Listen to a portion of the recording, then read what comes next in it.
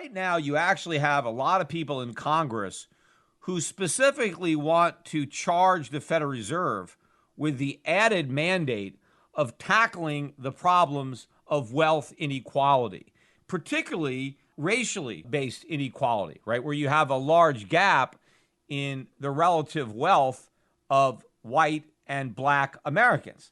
And congressmen actually want the Federal Reserve to do something about this problem, to close the gap, the inequality gap. Now, how they're going to do that, especially along racial lines, they simply can't do that. But the other irony of it is one of the reasons that the income inequality gap is so large is because of current Fed policy. So in a way, the Federal Reserve could do something to close that gap by reversing the current policy that's helping to widen that gap, which is keeping interest rates artificially low and creating inflation. But now the congressmen who actually want the Fed to do something about making the gap narrower are now happy that they're about to pursue a policy that will widen it even further. Because the extra inflation that the Federal Reserve wants to create, it only helps the rich. How does it help them? Well, it pushes up the value of their assets. And when you are counting wealth, well, you're adding up assets. And so the wealthy are getting a lot wealthier as a result of these policies. Obviously, look at the super rich. Look at Elon Musk is now worth more than $100 billion, as is Mark Zuckerberg. Jeff Bezos now is worth more than $200 billion. And that's after he gave, I don't know how much, $40 billion to his ex-wife, McKinsey, who's probably worth more than $50 billion by now on her own.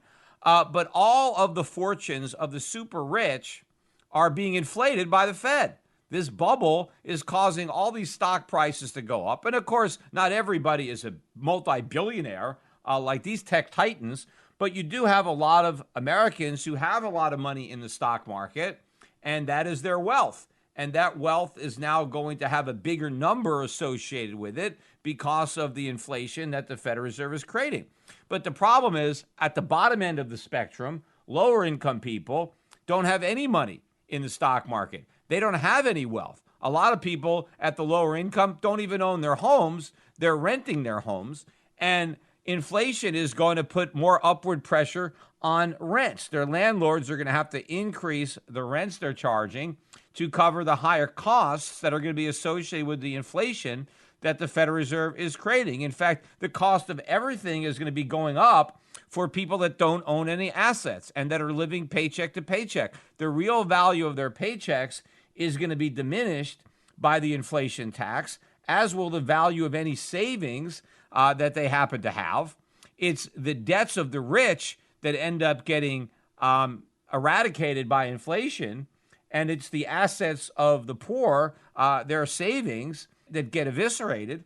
And so the rich get richer, the poor get poorer, and so this new policy of more inflation is going to exacerbate and widen the very wealth inequality gap that so many liberals are wanting the Fed to help close. And again, to show you how little people understand, it's the left that's actually the most vocal in pushing the Fed towards allowing more inflation, wanting more inflation, without even realizing that the inflation that they want is actually hurting the most the very people that they think it's going to help. Because the Fed thinks that, or not just the Fed, the liberals think that there's this Phillips curve, there's this trade-off between inflation and employment. And so they believe that when the Fed tries to limit inflation, that it ultimately limits employment opportunities, that people are thrown out of work by the Fed's fixation on keeping low inflation, and that if we just allow more inflation, that will allow more employment and a lower unemployment rate. And that is all BS. In fact, that is one of the other things that the media gets wrong when they are reporting on what the Fed is doing, as if it somehow relates to a rejection of the Phillips curve. The Phillips curve was always BS. It never made any sense. Inflation is not caused by people working. In fact, if you're going to define inflation as rising prices, if you're going to misdefine it like that, people working does not result in prices going up. It actually results in prices going down. Because if more people are working, then more stuff is being produced. You have more services and you have more goods. Well, as you increase the supply of goods and services, the price can come down.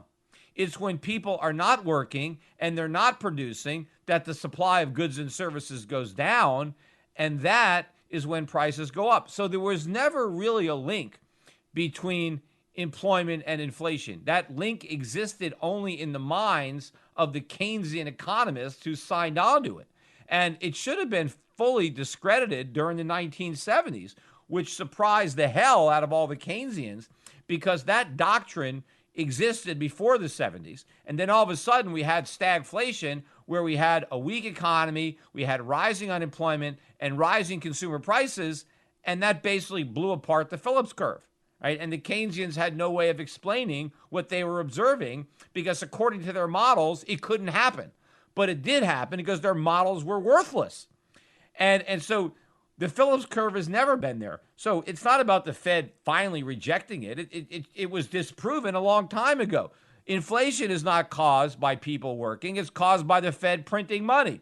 Now, when the Fed prints money, sometimes consumer prices don't go up, especially if you're not measuring them properly. Sometimes it prevents consumer prices from going down. And sometimes inflation could be focused more on the price of financial assets like real estate, stocks, bonds, and things like that than it is on consumer goods, especially if you have other increases in efficiencies and productivity that are otherwise putting downward pressure on consumer prices. And that downward pressure is being somewhat ameliorated by the upward pressure being put on prices by the Fed. But if the market is putting more downward pressure on prices by improvements in efficiencies in production, then the upward pressure that the Fed is putting through creating inflation, then you can have the Fed creating inflation and you can have prices going down. But in the long run, all that inflation is ultimately going to result in a big spike in consumer prices, and that is exactly where we're headed. And the people who are going to be hurt most by the huge increase in the cost of living are going to be those that can least afford it. They're going to be the lower class, and then to a lesser extent, the middle class.